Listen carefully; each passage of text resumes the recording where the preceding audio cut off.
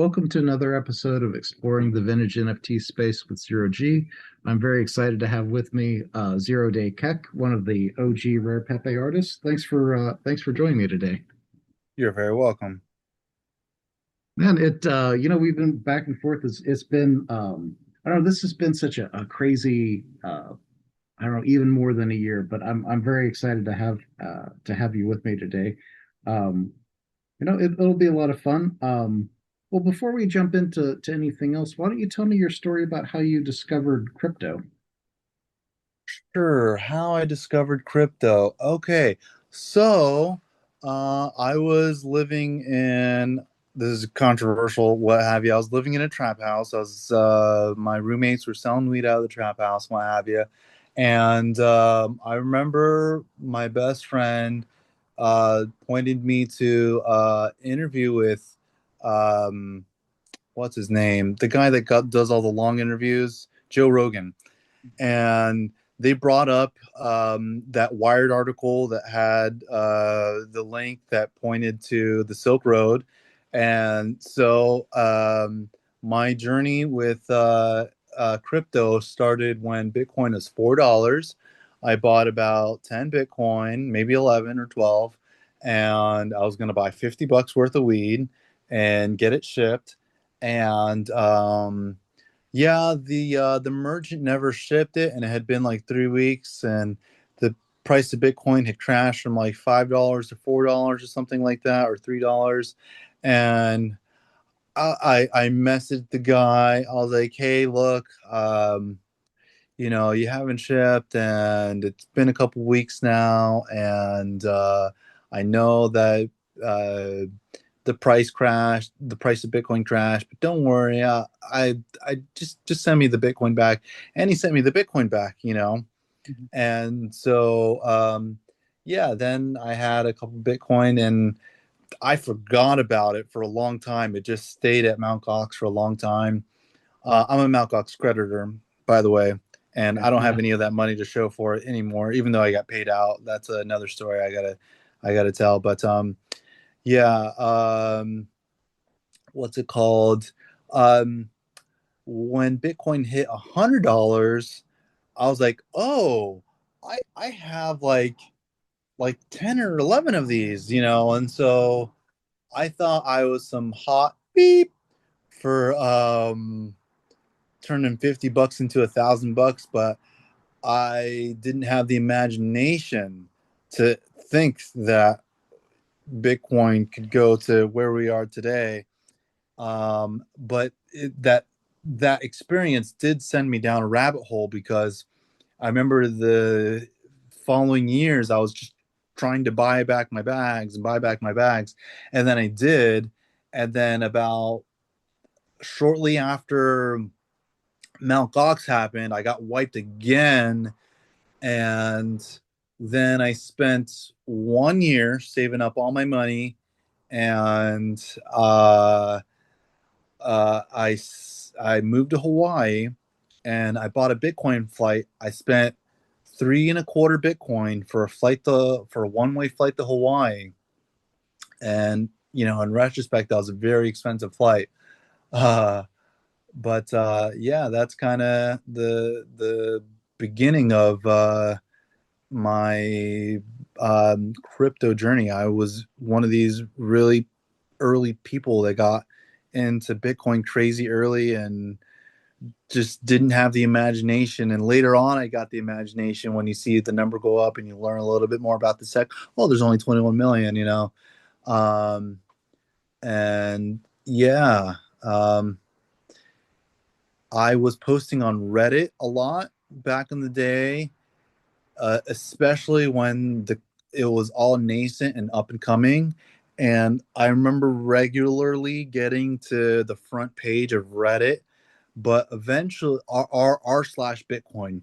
But eventually, what happened was the mods got super nazi on the user base, and it just wasn't a fun place to be. The R Bitcoin that I remember is totally different than what's happening today. I don't even go on R Bitcoin anymore. I haven't been on R Bitcoin in like a decade, really.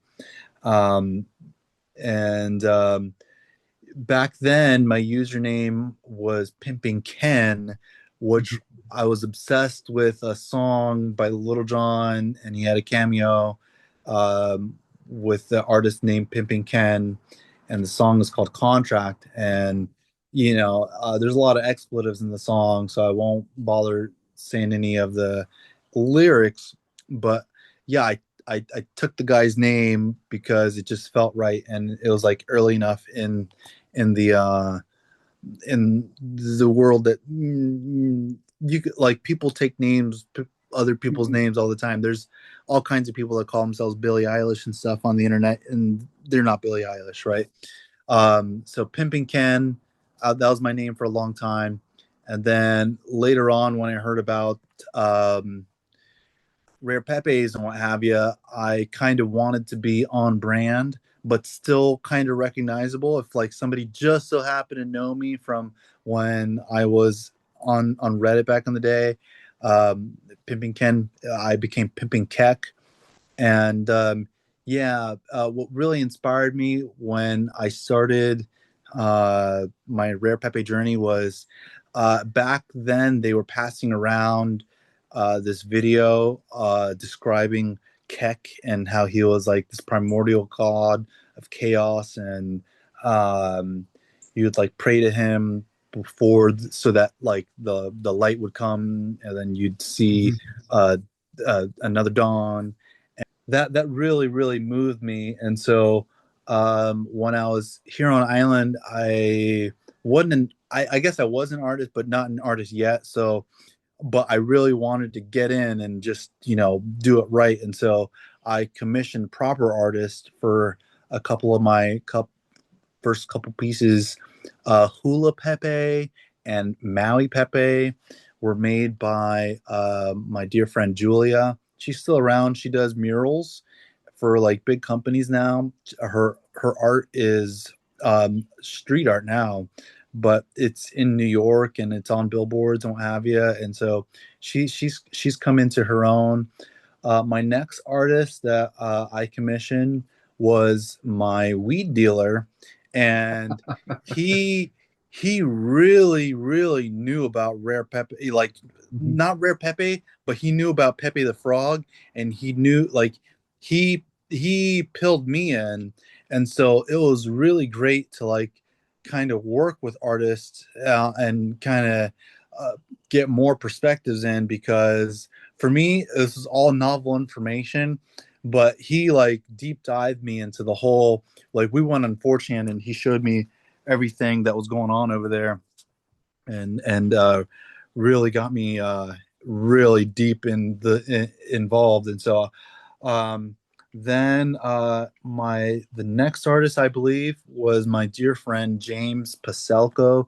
He's a tattoo artist in Florida nowadays, and he was really good. Yeah, we grew up together in elementary and high school, and I think even middle school and what have you.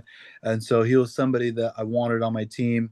And then my other artists were on, and eventually I did come and make my own art pieces.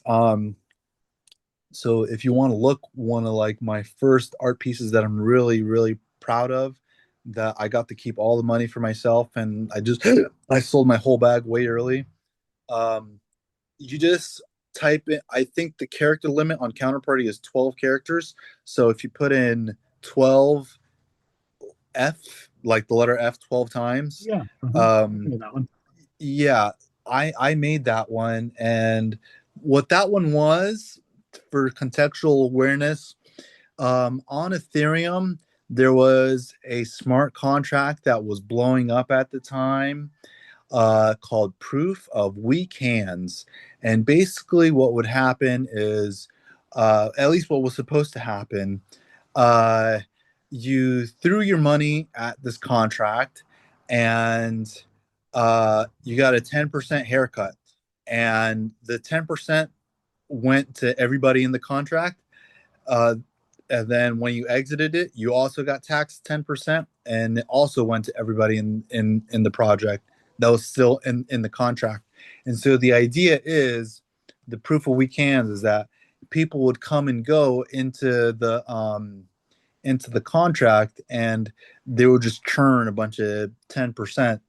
Um, but very clever dev or somebody found out that you could do some kind of overflow thing and um, mess with the logic of the contract. And by doing this, the attacker was able to uh, trick the contract into giving him all the funds, and everybody lost their money. And so, including myself, I threw like $1,000 at it, and No. yeah, um, I think I did get out. I just paid the 10% tax in and tax out. Um, but I remember it being a big deal because there were other people in the Rare Pepe chat that did throw money at it, and somebody had made a piece of art. I forgot what it was, but the art looked like a pyramid, Yeah, and that's the POWH. Yeah, like that's yeah, your version. Yeah. I think POWH was is the name of that one, and so they burned the whole supply. I don't even think they distributed it, and so that when that happened, that inspired me right away to like make like commemorate that, you know? And I think that's what kind of like memes are, especially like blockchain memes, is like you're commemorating like these weird one-off events that happen, you know? Like I wish I would have made like a Rare Pepe about Bitcoin Cash and SV and this and that. But another Pepe that I made on my own, and I think I got all the money for. I could be mistaken in the spelling of this one, but I think it's BCC Pepe. Yeah, And that's right. Uh-huh. yeah, and so with that one, the story with that one was um, there was a big scam at the time going on called BitConnect. Yeah. And there were all kinds of people that were throwing, and the Carlos Yeah. Matos meme, yeah, and yeah, so it was like one of these few times where like I made the card, I made all the money from the card, and it it to me that was a success. Um, and I would have kept going, but for me, it was, I have high integrity, so that's why I even commissioned artists to begin with, was because like I wasn't entirely sure of my own artistic abilities, right? But now in retrospect, it was not that serious. I should have just did like the cards I made were with like apps on Android, like GIF maker apps, GIF maker apps, and like just the most rudimentary things. And like I remember I had a hard time getting it to loop or getting the frames right and what have you. And then I finally figured it out, and then I had to compress it, so I had to, you know, re-rigmarole everything all over again. But yeah, so it was like when I was personally having my most fun is like when I was making my own art and benefiting from my own work. And you know, that was kind of like when I first had a taste for what being an artist is and making your own money. And so yeah, later on when the whole kind of project went kaput and we were in a long dormant phase for a long time, um let's see. Let's fast forward to 2018. It's been like a couple months since Rare Pepe's been out, and this woman comes and crawls out of the bushes here on Little Beach in Hawaii, and starts having sex with me on the beach, and I'm just like, I'm on LSD at the time. Like, is this really happening? And so long story short, a couple months later, she's putting out pictures on her Instagram of like a sonogram, like she was having a baby or something. And I'm thinking, I'm like doing the math. I'm like, from October to February, I'm like, would a baby show? And I made the determination that I guess it could. And she ended up going to prison, and that's a whole nother story. But at the time, I I was freaking out because I was like, I need to figure out my life in a hurry. I'm about to have a baby. So I went to coding boot camp and I learned to code. It was supposed to be a 9 month course, but I took it in 11 months because I had to retake some of the months. But nonetheless, I learned to code, and that brings us to like the end of 2019 and the beginning of 2020 when COVID and all that happened. And yeah, COVID happens. Um, I'm already banned from Rare Pepe chat at this point for many reasons we may or may not go into later. Um, and so I'm just kind of salty about everything. And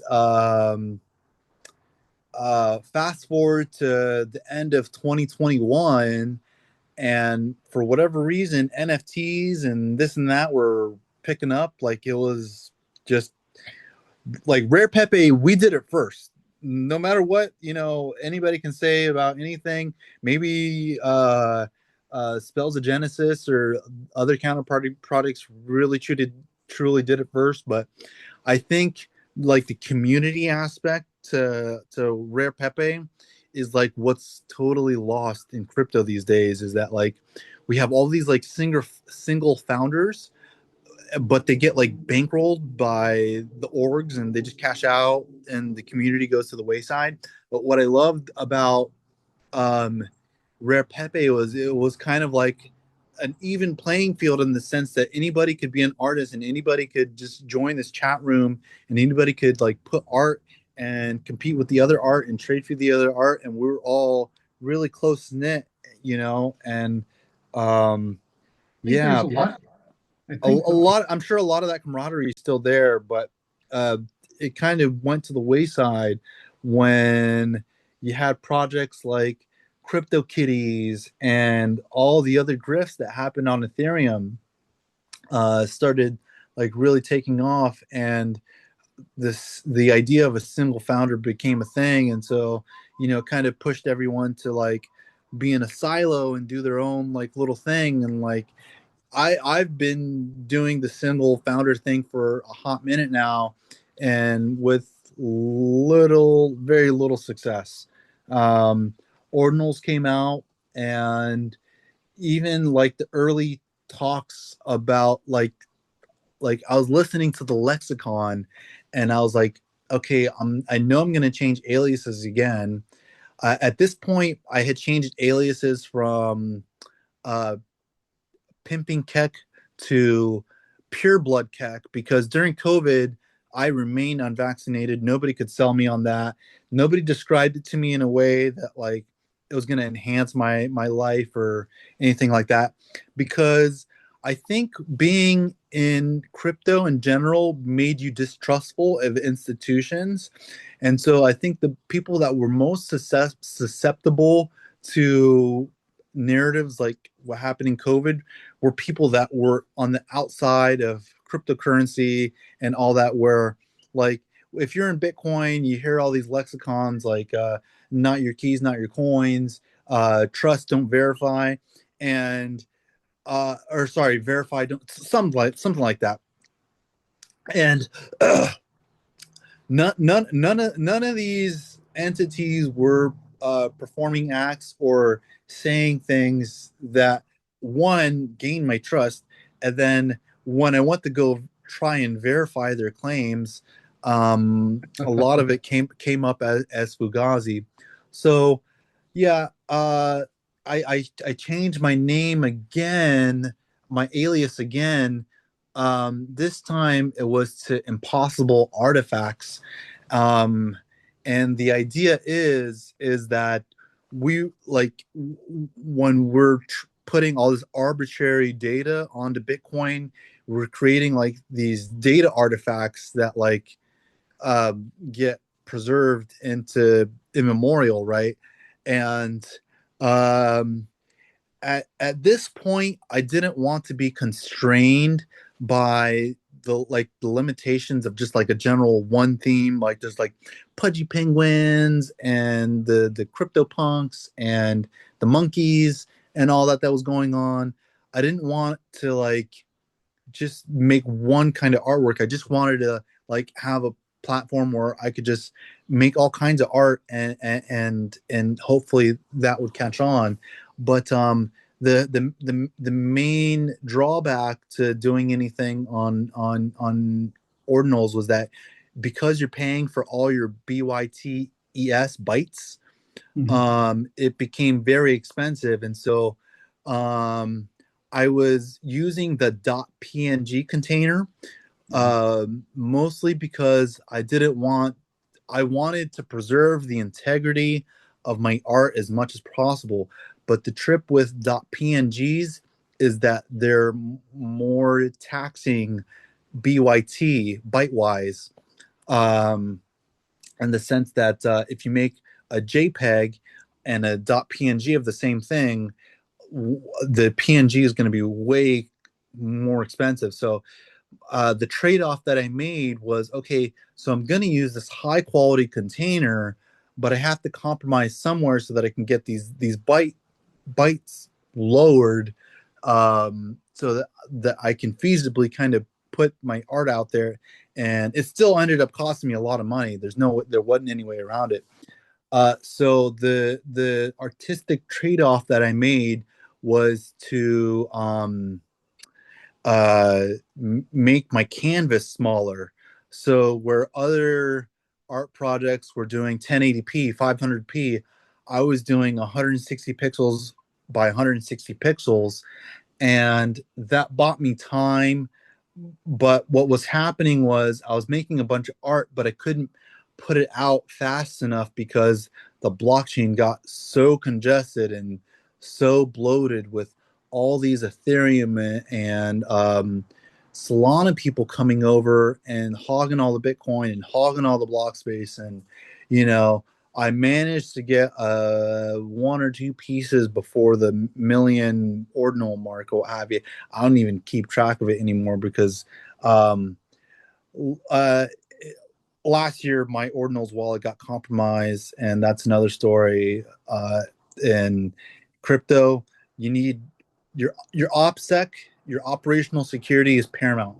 If you don't have good operational security, you're going to lose your coins no matter what.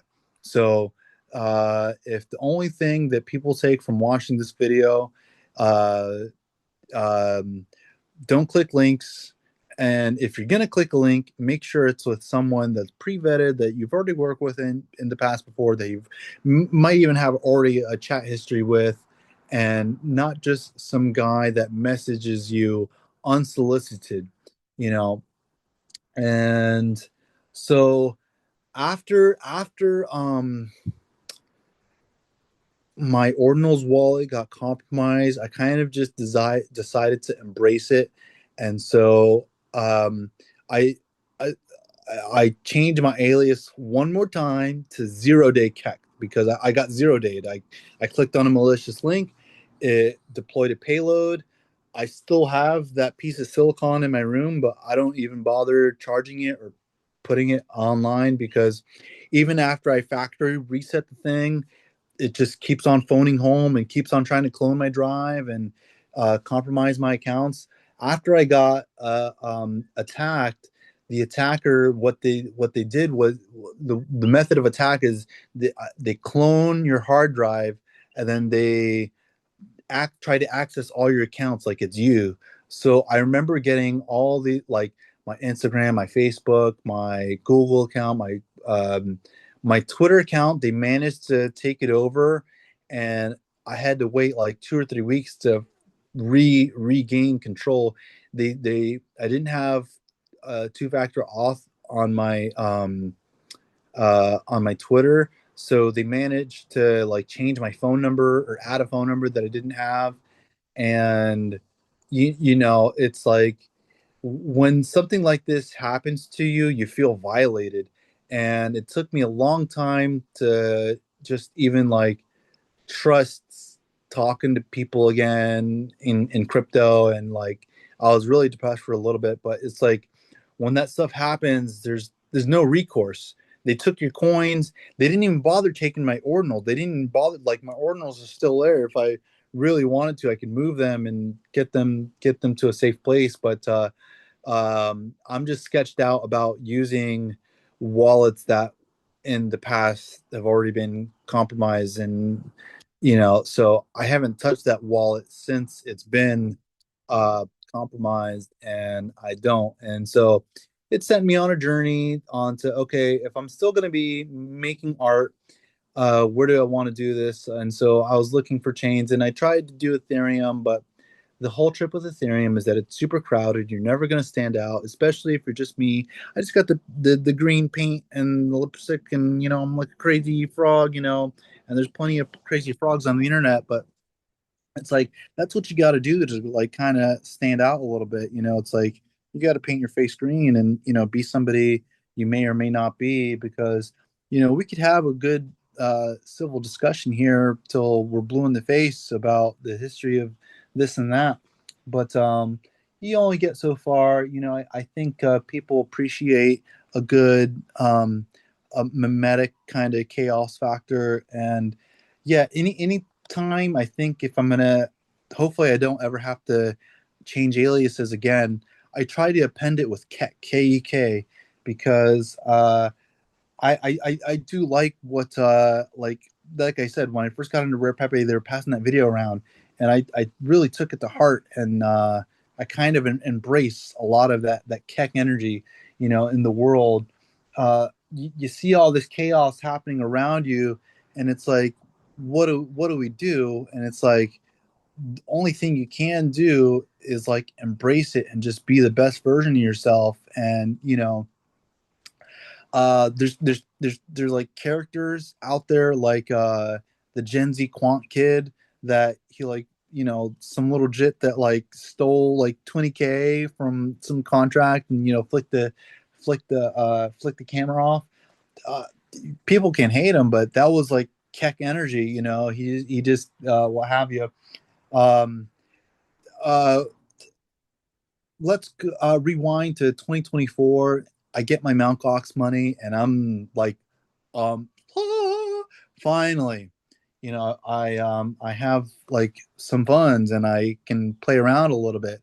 And like ordinals was already over, so I wasn't gonna drop, anything crazy on ordinals. But uh, I get my Mount Gox money, and I'm looking for ways to turn my Mt. Gox money into more money. So I found this website called stakingrewards.com.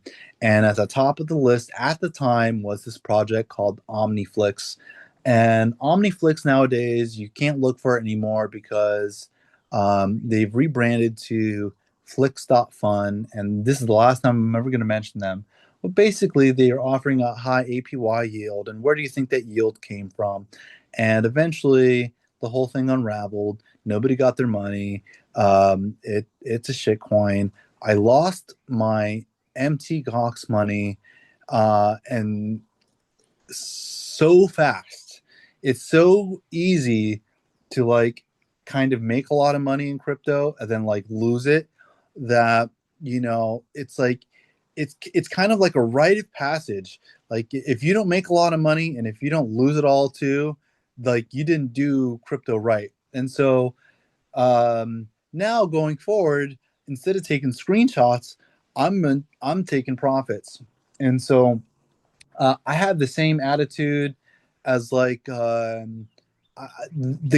guy's name is escaping me, but he's like the bald guy that's got the suit on. And uh, uh, basically, I seen one of his videos recently, and he said, you know, when Solana's crashing, and look at my huge big bags of Solana, do I go out and I message the dev, like, and harass them? Like, no. uh I it's like, you need to get a second job, and you need to work harder, and you need to this and that. And it's like this whole time in crypto, I've never not had a job during any of this, because you always need something to fall back on in case your riches don't pan out, so I try not to catch tops or anything. If something uneasy feels inside of me, I just get rid of it, and I sell it. During the ordinal season, when they were transitioning over to runes, everybody that made ordinal and like three, you had to make like three ordinals or have three ordinals in your wallet. You got airdropped something called a rune stone, and I was able to sell my runestone now in retrospect for like 5 grand. These things don't go for like $5 or $50 nowadays, and you can't. There's like no exchanges, no nothing. Magic Eden shut down. It's like there's it like doing anything on Bitcoin is super bittersweet because like Bitcoin is the main crux of like everything. Everything is derivative of Bitcoin in crypto. If you don't understand Bitcoin, you're never going to understand whatever shitcoin you're in. And so you should probably try to get a big bag of Bitcoin first before you get a big bag of Algorand or any other coin I could name drop. But yeah, so I, oh, so Uh, let's wrap it all back into Rare Pepes. So 2021 comes around. It's NFT season.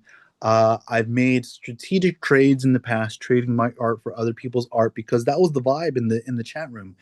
Um, I I could sell some art, but I had more success trading my art for other art. And the way I did it back then was I would trade percentages for percentages. Like, okay, I'll give you 1% of my art, and you give me 1% of your art. And I did that trade many times with several different artists, and it did pay off in the end because I was able to raise five figures. Yeah, 5 figures. And with that money, um, I ended up buying a Hasselblad camera. If you don't know what Hasselblad is, it's Uh-uh. basically the best camera that money can buy. It's an artisanal handmade camera from Sweden where every pixel on the sensor is attenuated by a real human, and it's like calibrated like uh, to mimic human vision. And so when you take pictures on a Hasselblad camera, the colors are accurate.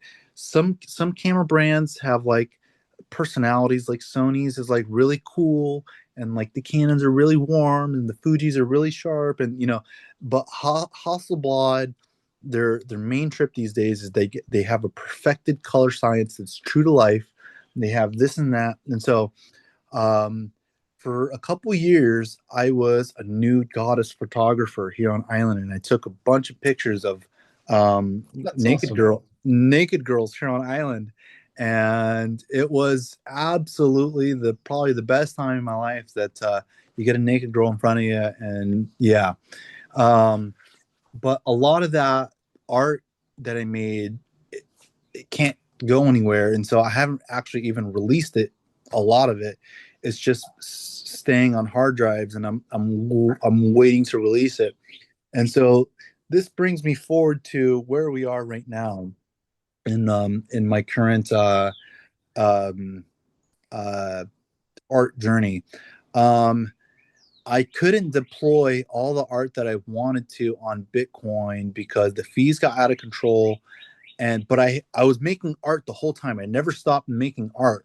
So um I have an art project called Impossible Artifacts.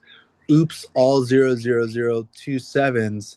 And the idea for that one was I had made a whole bunch of like random art under the Impossible Artifacts name, but only some of it made it on chain. And but I needed like to like have like an art piece that I could kind of have like a consistent theme around, kind of like a Rare Pepe. And so I that art that was art, I looked at what art that I had that was already on chain, and I made the decision to like basically clone it 750 times and then make like a tangential collection called Impossible Artifacts Oops All 0027. And it was just basically the it was the 28th art piece that I had made that was an ordinal, but it was the 27th canonically because I made like a zero artifact, like the very, very first thing. I called that the zero artifact, and then I had one and the two. So it was the 28th, but it was the 27th art canonically that I had put out in this collection.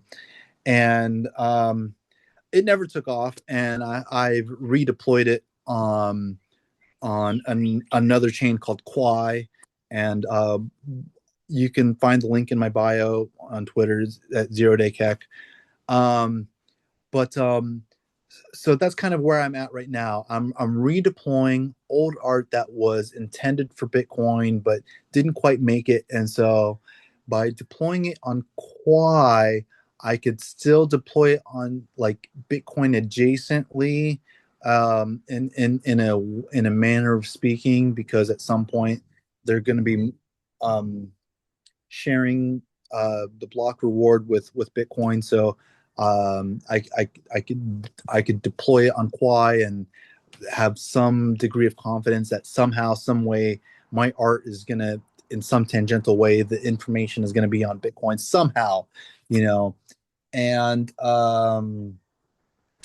my next collection is gonna be this Nude Goddess collection of it's about from 2021 to 2025 is about 4 years of nude goddesses that lovingly, graciously let me take their pictures of them naked and what have you.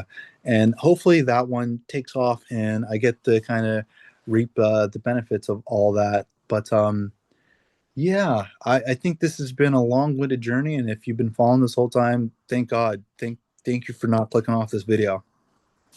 So I was going to ask you. So you use your camera for your own personal art projects. Were Yep. you doing commissions and doing other like pro artwork, or was this strictly for your own projects?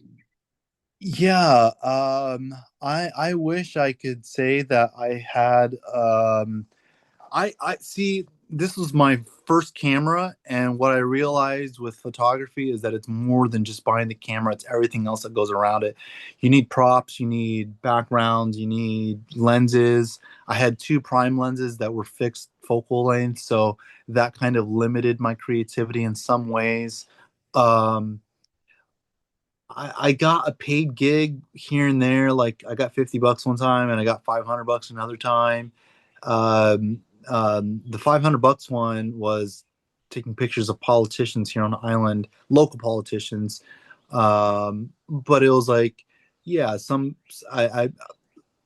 I, I was strictly using that camera as a flex, and a lot of times you're just in the moment, and Mhm. it's like the moment passes, and if you took a picture or not, the moment already passed, so you were either there or you weren't. And so it put me in a space of kind of just um, letting go and being in the moment a lot of times.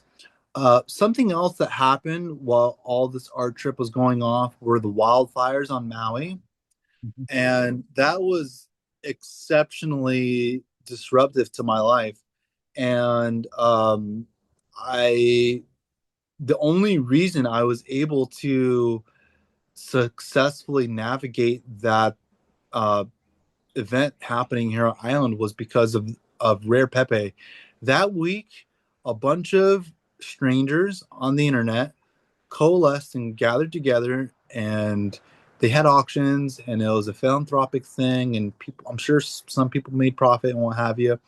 But the auction house for Rare Pepe, um, they donated a portion of the funds to help me through that period, and I think they amassed like $500 for me, but that $500 bought me groceries and part of my rent when at a time when like I just had the one paycheck that I had from my other job that just let me go because after the fires the island was barren. None of the tourists wanted to come and like displace anybody that was here because there was already all kinds of people like living in the hotels at the time. So yeah, that was a great example of like you know when you have a bunch of smart people concentrated in a chat room like the Rare Pepe, it's like there's a lot of like magic that can happen, and it's like the only reason any of that uh was even an option for me was because years before that I had made the choice to embrace the chaos, you know. And so it's like some life advice for anybody watching this: no matter how chaotic the events surrounding your life can be, if you just embrace it, and it's like I can't change that the Federal Reserve in my lifetime has printed all this money and they're debasing my money every single day, but am I going to like stop going to work? Am I going to stop, doing this and that? Am I going to stop, you know no, it's like life goes on whether you're there for it or not, and it's bittersweet because um the the quality of my life has improved throughout the years. I could say, but that's extremely um hyperbolic to the decisions I made because I made the choice to move to Hawaii, and it was mostly me moving to Hawaii that gave me that high quality of life. Where if everything stopped tomorrow and like I just had nothing left, I could count on my community here to feed me and get me around and uh, have opportunities for me somehow, and so it's like if you're ever in a place where you just don't know what to do, just look at your surroundings and look who's around you, and it's like you have assets in the form of your friends and in the form of strangers on the internet and in the form of communities that you form on your own. No matter where you are, you're a part of some kind of community, and it's like sometimes you're doing the giving and sometimes you're doing the taking, and so it's like I don't want to be the Gen Z quant kid that flicked off the camera and like took 20K and like he ended up getting wrecked anyways because the community took over the project and pumped it to the millions. And so it's like, it's like that chaotic little piece of energy, that went into it was like the spark that lit the flame that like, took the project way farther than it ever needed to go, and so it's like when you're in crypto, there's all these kind of like opportunities in front of you, and um, this is like where you kind of like need to, if you're a creator, you need to like reflect on what's happening immediately in the market. Where's the attention? I avoided Ethereum, I avoided Solana, I avoided all the coins, even though communities are forming there, were forming there, and what have you, because I was so stuck on Bitcoin, that I missed out on all that, but I didn't want to miss out on the Bitcoin juice. But uh, time and events passing have kind of like hardened me a little bit to Bitcoin, particularly because it's an uphill battle trying to do anything on Bitcoin. The devs are adversarial to you. They don't want you, quote unquote, spamming the chain. Like when we were doing Rare Pepe stuff, they called that spam. Uh, the ordinals folk I get just what have you, RSK, all these innovations that are happening on this relatively rudimentary technology, not rudimentary, but rudimentary in comparison to every like coin 2 through 10 million on coin market cap. um what Satoshi did was he encapsulated the chaos of his of the day, chancellor on brink of second bailout for banks. He put that newspaper headline on the first block of Bitcoin as like a statement, like, I was here, this happened this day, look at how crazy the fiat la la land is, and this is an opportunity to be away from that, and we're going to start our own new experiment. And so if you're a creator, never have the fear of like starting a new thing, even though you're not going to see the immediate benefit from it. I have all kinds of stuff on all kinds on the Doge chain, and uh, even Ethereum, and it's like, do I expect anything from it? Not really, but did I stop taking pictures? Did I stop, I did stop. I did sell my Hasselblad camera eventually. Uh, and so, like right now, I guess I'm raising funds for my next Hasselblad camera. The cameras have improved, and so I'm hoping to catch the next generation the next time I buy one. So that way, when I go back to taking pictures, I'm not falling behind, and what have you. But it's like no matter what you're doing in the world, it's like there's opportunities all around you, and you just need to embrace the chaos. It doesn't matter that the Federal Reserve is going to print up a bunch of money and debase what money you have in the bank. It's like it's easier to make money than it is to like save money, and Bitcoin kind of flips that on its head, where they insist that you save it, but it's like, there is like a little bit of like uneasiness to it, because if you're some big wig, and you got a bunch of $1 million, and you bought Bitcoin at $135,000, you bought the tippy top, and we're looking at 70 something 72K or what have you right now. Yeah, you really have to, like, I've questioned my sanity many times on Bitcoin, and it's just not something that's going to ever end. Like Bitcoin's going to go to a million, it's going to go to a billion, it's going to go to a trillion, it's going to go to a quadrillion, and it like it as it happens, as it unfolds in real time, it's going to be chaotic, and it's like, well, what were you doing the whole time? Were you buying the dip? Were you making art?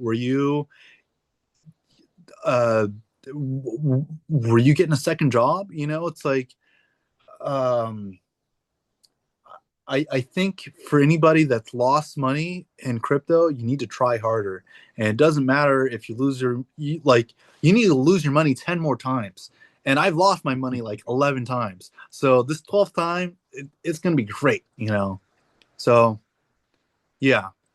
I've learned to like kind of a similar philosophy. Like kind of like you were saying, everyone I know who's been in crypto for a long time, they've all at least taken one big hard knock, at least one. And Yeah. but what I've learned, and maybe you can apply it to life in general, I don't know, but at least I know in crypto that no matter what, there's always another opportunity coming down that you just have to be open for and keep your eyes open. So instead of focusing on the past, you just need to, keep paying attention, and there's Yeah. And oh man, I went to school for software development, and so theoretically, I like, but my GitHub, it's all gray boxes. It's no blue boxes, no green, no half filled, no nothing like that. Um, I graduated right when COVID was starting, and right when like Chat GPT and all that was coming up on board, and my skills became irrelevant at the most time. But like now, coding's easiest as ever, and so it's like I'm inspired to run a Claude instantiation and start something new, and just I think if you're always building, um, then I don't think you can go wrong, because at the very bare minimum, you're getting experience, and uh, yeah. So to all the builders out, you just keep on building. To all the artists out there, keep on making art. To all the collectors out there, God bless your souls. You guys take on the highest amount of risk, but you guys also take on the highest amount of profit, because when you flip that monkey or the pudgy penguin, or for whatever it is you're collecting and flipping, chances are you're not going to sell it at a lower price than you bought it, but a lot of people do, just to have liquidity in certain situations. But it's like nowadays there's like a lot of tools that you can use to like kind of mitigate some risk. You can like lend out your um, art on some chains, I don't know, and get some kind of liquidity. And it's like some people take that option. It's like there's always options, and yeah. I highly recommend everyone self custody their own Bitcoin, and just basically collect Bitcoin. Don't tell anybody that you have Bitcoin. Have a separate wallet that never touches the internet, and the only thing you do is just add Bitcoin to it. And when you're ready to retire, Bitcoin is most likely going to be northwards of 10 million. And um, I think in my lifetime, there's going to be what's called Satoshi dollar parity, where $1 is one Bitcoin. And we're, even though we're 17 years or 16 years or however many years we are into this experiment, we are still early. We are still nascent, in the grand scheme of things. A trillion market cap is kind of nothing when there's like quadrillions and quadrillions and quadrillions of money out there in intangible things that haven't been quantized and like brought down into something solid like a Bitcoin. So the market potential for Bitcoin is completely unbounded. At some point, we might not even have dollars or be trading them for dollars at any point soon. So I think part of the reason why Wall Street uh, adopted Bitcoin was because they're freaking tired of these 15, 16, 17-year olds coming up, not a without no kind of like training or anything, freaking making rare pepes, making that Pepe cash, making that Bitcoin, and just dunking on these like old haggards of a system that it's been dying for a long time, but like the only reason it's still around is because we've all chosen to adopt it as like base currency, and that stops being a choice when it just falls apart hard and fast enough. It And was in my never a life, choice. I mean, that's the whole thing with fiat is we weren't given the choice. Um, yeah, very true. We weren't given the choice, and so um, you could buy 1,000 satoshis today for like not a lot of money, and at some point, someone in the future, some future that I may or might not be a part of, it's going to be someone's life goal to save up 1,000 satoshis, the same way people have dreams of like saving up one or even a couple million satoshi, what have you. And so it's like um, you need to be like the Ferengi on Star Trek and just have your ears open to just whatever's out there. If I hadn't just casually glanced at that one article of, I don't know if it was like Argentina or Belize or somewhere where supposedly, I highly doubt this is happening, but supposedly um, people were exchanging Rare Pepes for cups of coffee and what have you. If I hadn't read that and felt inspired to like dive deeper and join that community, and it was my first time learning that you could even do anything other than collect Bitcoin. And to me, it turned into like another way to collect Bitcoin for me. Um, like doing it the art route. But now I work a job. I work two jobs, and I drove for Uber. I've driven for like after the fires, I drove for the bread company, homemade bakery that's no longer in business because after the fires we lost all the Lahaina accounts, and that was a big significant percentage of the business. And so yeah, the business ended up going under. And it's like there's all these events that happen, and it's like at no point did I stay still. You just keep moving. You just keep moving. You just keep moving. The millisecond you're still, you're dying. You're dying. You're dying. Dying. You're dying. And so if you want to live a good and happy life, you need to just keep on moving.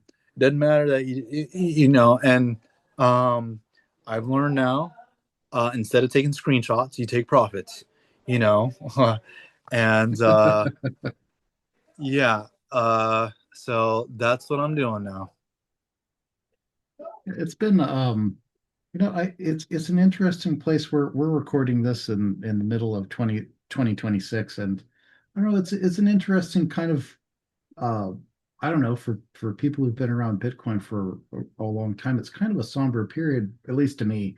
I don't know, like where I thought years ago we would be in a period where there'd be so much demand or transactions that I don't know, it would be expensive or we would have already scaled or whatever. But we're in Yeah, this period where now, you know, like pessimism, ultimate pessimism. well, the mempool's empty because no one's using it. Yeah, Like it's and I understand that, a lot of people are using these synthetic exposures with, ETFs and whatnot. yeah, The but to me, the what excited me when it like after I got into it, the idea that excited me was about replacing the was building a parallel free economy on our own.